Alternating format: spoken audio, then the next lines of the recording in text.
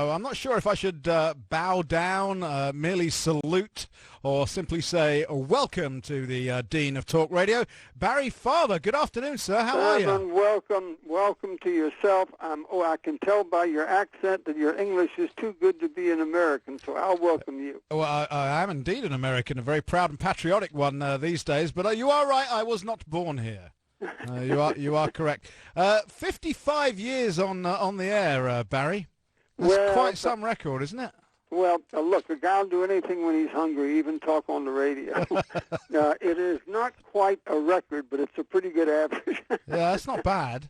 It's not bad. And you brought out this great book called Cocktails with Molotov, and I love this because it's full of like little, very short chapters with stories. I think my favourite so far, and I haven't been through them all, I don't lie on the air, is the best practical joke you ever witnessed, which was... you're the first person who's picked on that. I'm really? So grateful. You see, you're right. I decided I had not done enough in life to warrant an autobiography, and same thing with a memoir. Okay. Not many people, certainly not I, have done that much work memoiring, but I wanted to write short little things from my life that have to have two things in common. Yeah.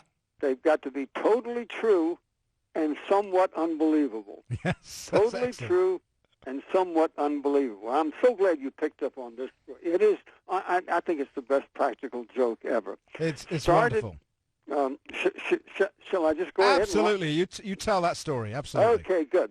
It was right after the Hungarian Revolution in 1956, and I was covering for my hometown newspaper in Greensboro, North Carolina, and my job was to cover the refugees as they left communist Hungary into the freedom of Austria, and then follow the ones who were coming to America, to an American Air Force base in Germany, and then back to McGuire Air Force Base in America.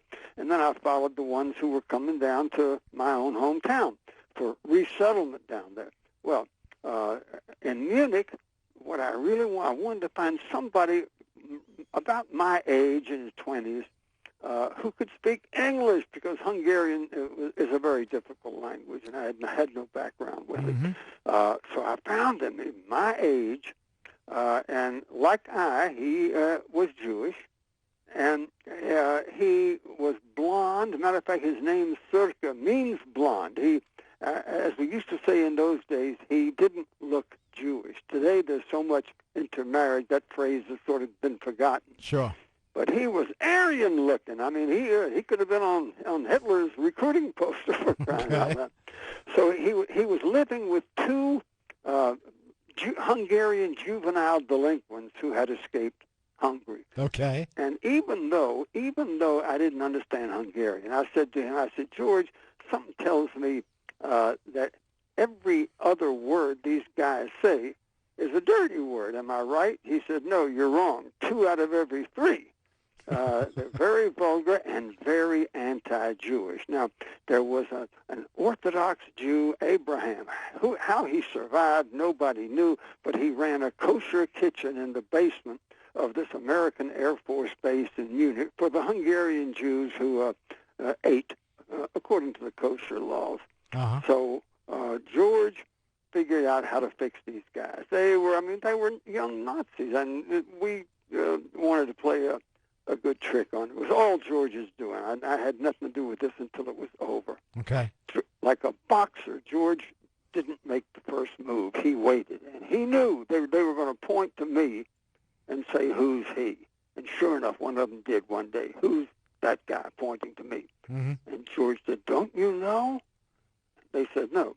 He said, well, he pretends he doesn't understand Hungarian. He speaks fluent Hungarian. He's with the CIA, and his job is to make sure that no anti-Semites get into America. Well, I don't know what they call it in Des Moines, but in New York they call it the New York Minute. Yeah. It's the unit of time between when the traffic light turns green and the car behind you starts honking, okay? Well, it took a New York Minute for those 2 anti-Semitic boys to run from the 3rd floor of that barracks down to the basement and volunteer their services to the Orthodox Jewish rabbi who was preparing kosher food. They said, we'll do anything wash up. We'll help you clean up at night. We'll do anything to help you, Abraham. And I'll never quit enjoying that. Well, there's just a whole series of these little stories. That particular one is just 2.5 pages in the book, and it is worth reading. And you can tell why that you have a talk radio background, Barry. Excellent storytelling, if I may say so. Now, of course, talk radio was very different when you first started in it, wasn't it? It was all very polite. It was almost as bad as the Soviet Union. It was about like the French treated Charles de Gaulle. There was no politician anywhere who was afraid of any of us. At no point did we do what you, Limbaugh, Hannity, at no point did we spring the length of our chains and sink our fangs into corruption and evil. It just wasn't. Nobody warned us. Nobody said, you got to be careful here, watch what you say. No, it just wasn't. It never occurred to us to fly down to the Amazon and get our heads shrunk, and it never occurred to us to speak up. We did not use our muscle. We wasted a lot of air power, but I'll tell you something. I got over being ashamed of that a long time ago. It just turns my tired blood into sparkling burgundy to hear you guys using this air muscle and this air power to make good things happen. Yeah, and actually I'm going to take this moment, seeing as you've done it, to once again call on Christy Vilsack, who's running against Congressman Steve King, to find a set and come in this studio and answer some questions. Sorry, Barry, I couldn't resist. Now, you think there's a lot of people saying, oh, this conflict in talk radio, this is a terrible, terrible thing. You don't hold that view, do you? No. That they talk about radio being disruptive. By the way, you're bringing a smile to me now, because I would say something tells me you hail from some part of the British Empire. If the Jewish people ever gave an award to the Christian who found the best way to ask a Jew if he's Jewish, that award would go to an old sportscaster named Red Barber. Okay. Red Barber, I interviewed him for an hour and a half, and finally he was more Southern than I am. After an hour and a half, he said, Barry, my boy, you strike me as an Old Testament man. Well, yes, I'm an Old Testament man too, Barry. Well, that was sort of a nice way Excellent. to put it. No, we are celebrating the anniversary of D-Day. Yeah, we marked it. Which was really the beginning of the end. It was. We marked it. The president didn't for the 3rd year in a row, but that's, just an aside. Well, look, so don't get me started, or we'll never mention the book again. Okay, we will. Anyhow, we'll come back to the book, I promise. No, you don't have to do that. I enjoy talking with you, and I enjoy talking about talk radio as much as I enjoy talking about the book. But we... D-Day. Adolf Hitler thought D-Day was very disruptive. I don't mind when politicians who are corrupt and left-leaning and evil and stupid, I don't mind them thinking that we are a disruptive force in talk radio. I say we need more disruption, intelligent disruption, disruption that is well-aimed toward achieving good.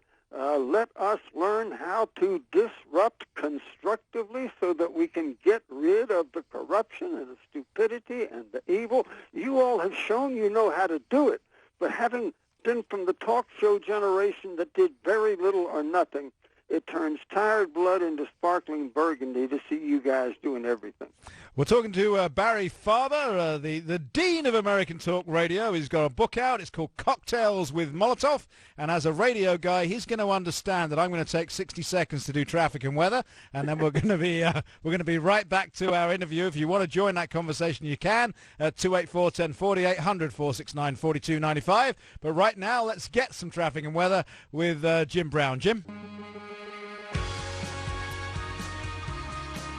All right, we're having an incredible conversation with Barry Farber, one of the first talk radio stars in the nation.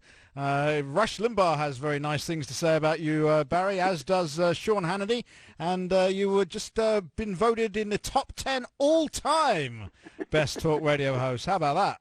Well, thank you very much, Simon, for pointing that out. Yeah, all that is supremely sweet.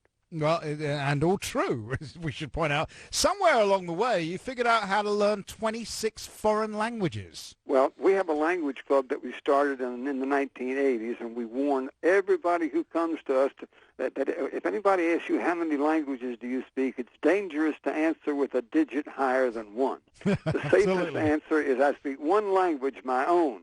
You may then pause and say, however, I am a student of, I'm a student of about 26, 14 of them seriously.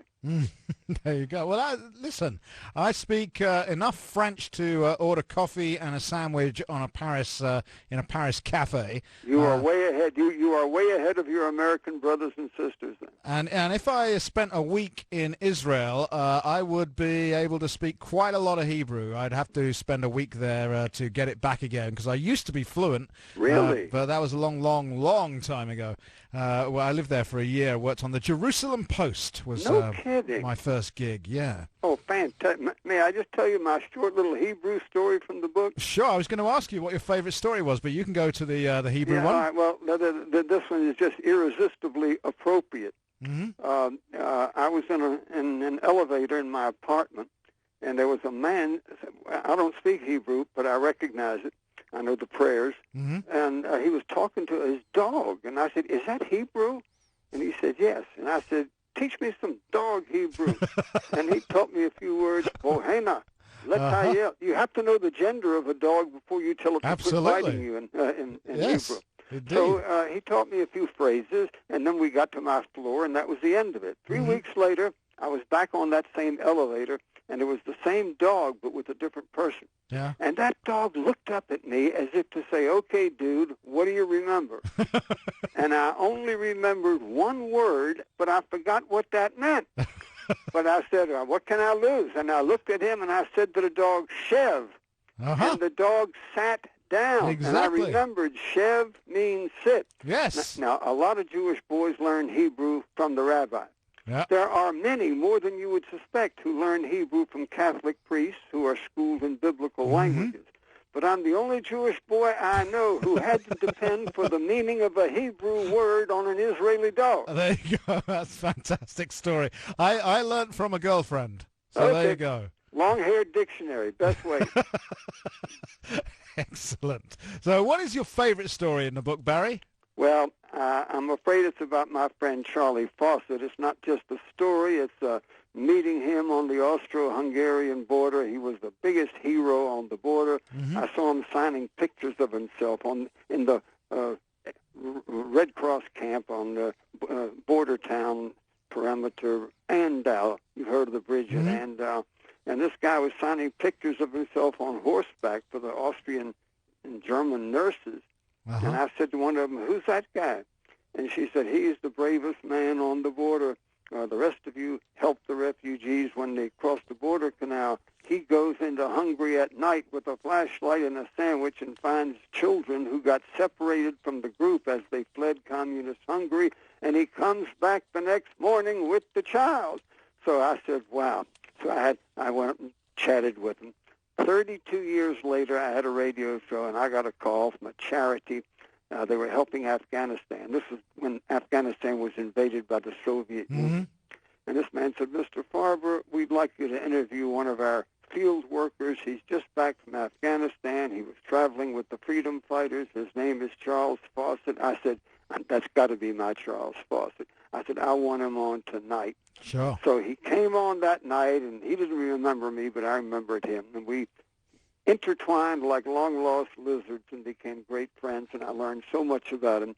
Charlie Fawcett, Episcopalian aristocrat from Charleston, South Carolina, married and divorced 6 Jewish women within 18 months. Wow. To save their lives. I see. Oh, wow. Okay, gotcha. To save their lives. Amazing. Barry, I've got 30 seconds literally, which is enough time to thank you, to tell you that this was nowhere near long enough, and I would love the opportunity to do it again, maybe for an hour, and to see if your Hebrew extends to Toda Rabah.